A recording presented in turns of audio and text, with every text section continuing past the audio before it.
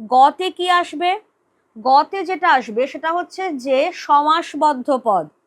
এবার সমাসবদ্ধ পদটাই আমরা জেনারেলি এই টার্মটা ইউজ করে থাকি, কিন্তু আমাদের জেনে রাখতে হবে যে এর আরেকটা টার্ম কি আছে। এর আরেকটা টার্ম হচ্ছে সমস্ত পদ। তাহলে সমাসবদ্ধ পদ বা সমস্ত পদ এই বিষয়টা কি? সেটা হচ্ছে যে সমস্যমান পদগুলি মিলিত হয়ে যে এক পদ গঠন করে।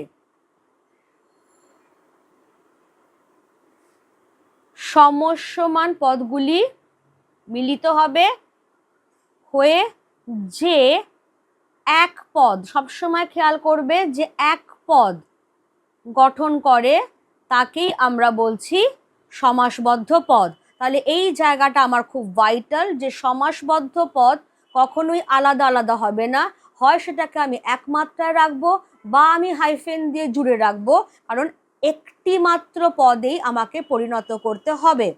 এবার